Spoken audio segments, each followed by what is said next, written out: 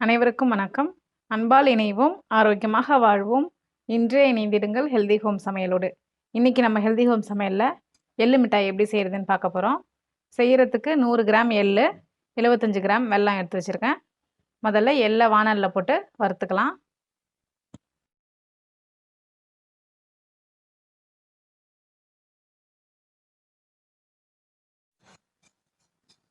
நம்ம வெள்ளை எள்ளும் யூஸ் பண்ணிக்கலாம், கருப்பு எள்ளும் யூஸ் பண்ணிக்கலாம்.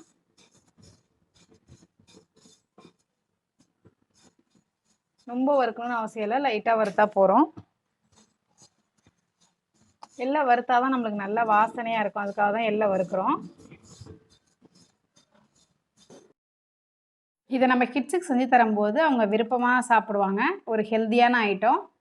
நம்ம எப்போதுமே வந்து திடீர்னு சாக்லேட்டு அது இதுன்னு வாங்கி கொடுத்துட்டு திடீர்னு இந்த மாதிரி ஐட்டம்லாம் செஞ்சு கொடுக்கும்போது முதல்ல வேணாம்பாங்க. ஏன்னா நம்ம பழக்கப்படுத்தலை அந்த மாதிரி அவங்கள. அதனால் வந்து ரெகுலராக நம்ம வந்து அடிக்கடி இதை மாதிரி செஞ்சு கொடுத்து பழக்கப்படுத்தோம்னா அப்புறம் சாப்பிட ஆரம்பிச்சிடுவாங்க. ஏற்கனவே நம்ம வீடியோவில் வந்து நிலக்கடலையை வச்சு எப்படி இதை மாதிரி கேக் பண்ணுறதுன்னு போட்டிருந்தேன். அதே மாதிரி இன்றைக்கி எள்ளை வச்சு எப்படி மிட்டாய் பண்ணுறதுன்னு போட்டிருக்கேன். இது வந்து சின்னவங்கலேருந்து பெரியவங்க வரைக்கும் யார் வேணாலும் சாப்பிட்லாம். உடம்புக்கு ரொம்பவே ஆரோக்கியமானது. எள்ளை வந்து நம்ம இந்த அளவுக்கு வறுத்தா போகிறோம். எள்ளு எல்லாமே உப்பிட்டு கலர் சேஞ்சும் ஆகல, நம்ம எடுத்துருவோம். அடுத்ததாக அதே பேனில் வெல்லம் வந்து 75 கிராம் சேர்த்துப்போம்.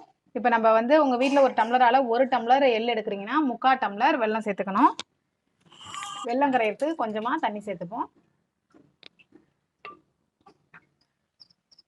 வெள்ளத்தில் வந்து நம்மளுக்கு மண் இருந்ததுன்னா இதை மாதிரி நல்லா வெல்லம் கரைய விட்டு வடிச்சிட்டு திரும்பி நம்ம பாகு வச்சுக்கணும்.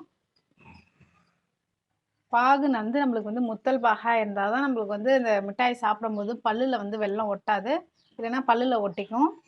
நம்ம நல்லா முத்தல் பாகாக வச்சுக்கலாம். தண்ணி நம்ம வந்து வெள்ளத்தில் அதிகமாக சேர்த்தோம்னா பாகு வைக்க லேட் ஆகும். கம்மியாக தண்ணி சேர்த்துட்டோம்னா சீக்கிரமாக பாகு ரெடி ஆகிடும். இப்போ கொஞ்சம் எடுத்து நம்ம தண்ணியில் ஊற்றி பார்ப்போம்.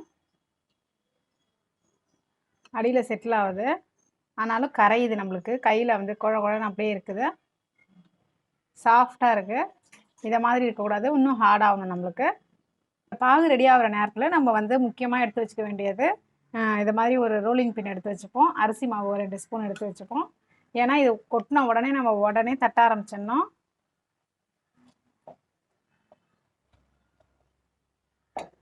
இப்போ நம்ம செக் பண்ணி பார்ப்போம்.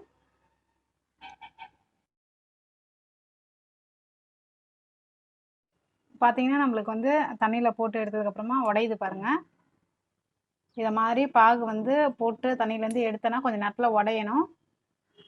உடஞ்சா நம்மளுக்கு வந்து பாகு ரெடி ஆகிடுன்னு அர்த்தம். இப்போ நம்ம இந்த பாகில் வச்சிருக்க எள்ளை கொட்டி கிளறிப்போம்.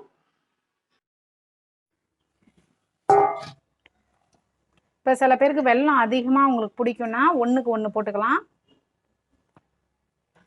இப்போ அடுப்பை ஆஃப் பண்ணிவிட்டு நம்ம இதை கிளறிக்கணும்.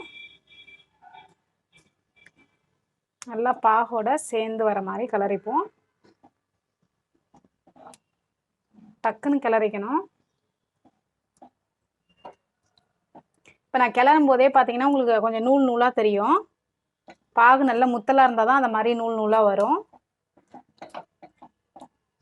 ஓகே, இப்போ இது ரெடி ஆகிட்டு கொஞ்சமாக மாவு போட்டுப்போம்.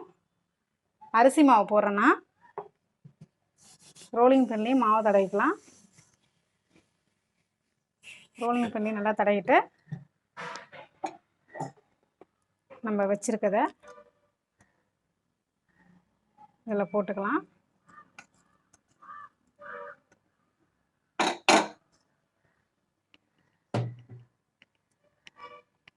இந்த அரிசி மாவு நம்ம தொட்டு தள்ளோம்னா நம்மளுக்கு வந்து சுடாது. லேசாக கையில் அரிசி மாவு தொட்டுட்டு லேசாக செட் பண்ணிப்போம். இதை இப்படி ரவுண்டாக செட் பண்ணிவிட்டு ரோலிங் பின் வச்சு நல்லா மெல்லிசாக தட்டிக்கணும்.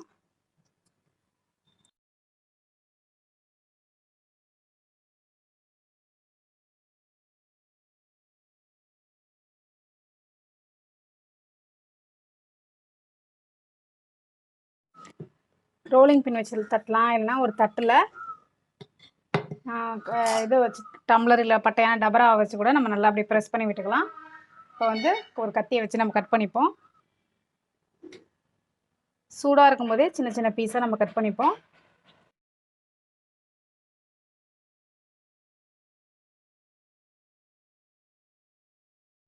நல்லா இது ஆறுனதுக்கப்புறம் நம்ம பீஸ் பீஸாக எடுத்துடலாம்.